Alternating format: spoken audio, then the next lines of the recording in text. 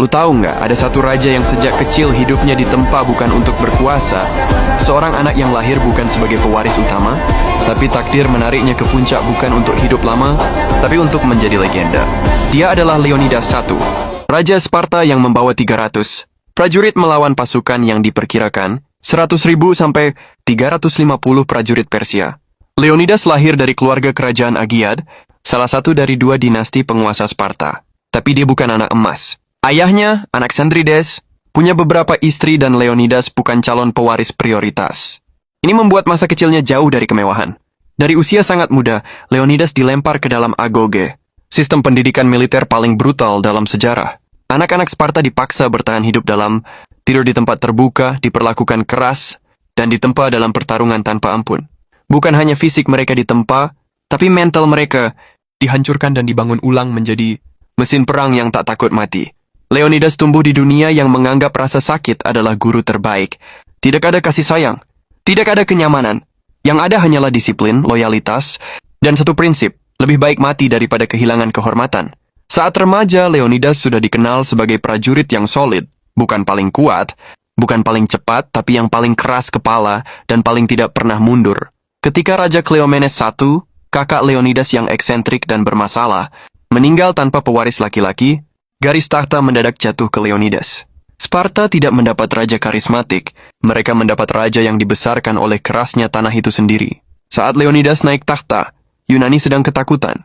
Raja Persia Xerxes sedang membangun ekspedisi raksasa untuk menaklukkan seluruh wilayah Yunani. Banyak negara kota goyah, banyak yang ingin menyerah sebelum perang dimulai, tapi Sparta justru berdiri paling tegak. Ketika utusan Persia datang meminta penyerahan tanah dan air, simbol tunduk pada Persia, Leonidas menolak tanpa basa-basi. Sikap itu mempercepat pertempuran yang akan menjadi salah satu momen paling heroik dalam sejarah manusia. Ketika Yunani sepakat perlu mengirim pasukan kecil untuk menahan Persia di jalur sempit Thermopylae, Leonidas maju sendiri sebagai relawan pemimpin. Tapi Sparta sedang berada dalam festival keagamaan Karnia yang melarang seluruh pasukan berperang. Namun Leonidas berhasil membawa pasukan gabungan Yunani, total sekitar 7.000 prajurit, yang terdiri dari Thespia, Phocis, Thebes, dan negara kota lainnya. Pada jumlah prajurit hanya 300 prajurit Spartan yang merupakan inti, yang semuanya adalah ayah dari anak laki-laki. Tanda bahwa mereka siap sampai akhir tanpa memutus garis keturunan. Leonidas tahu ini perjalanan satu arah. Dia memilih prajurit yang siap berkorban sampai akhir. Bukan prajurit terbaik. Dia sendiri sadar dirinya juga tidak akan kembali.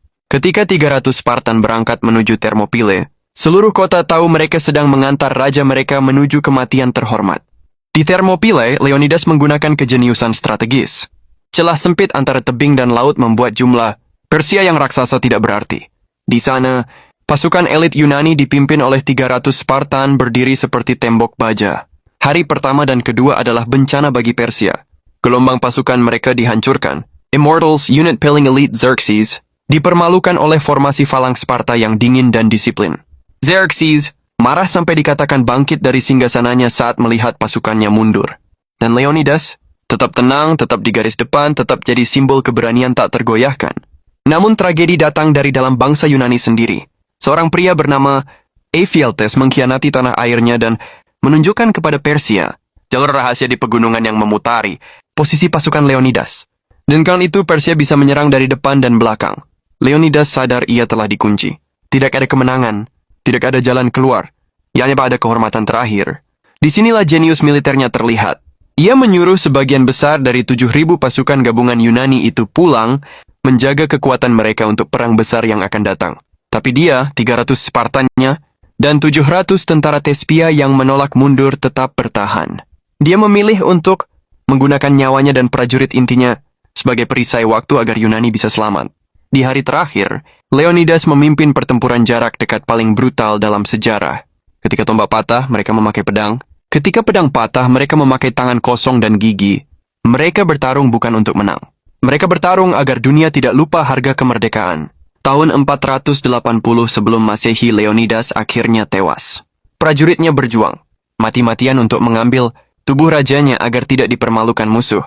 Setelah mereka semua gugur, Xerxes memerintahkan tubuh. Leonidas diperlakukan keras dalam usaha menghancurkan simbol perlawanan. Namun justru sebaliknya kematian itu menyalakan api besar di seluruh Yunani. Setahun kemudian, berkat waktu yang diberikan Leonidas di Thermopylae, bangsa Yunani bersatu dan mengalahkan Persia di Salamis dan Platea. Leonidas mati di celah Thermopylae. Tapi dari kematiannya, lahir legenda yang mengubah jalannya sejarah. Lebih baik mati berdiri daripada hidup berlutut.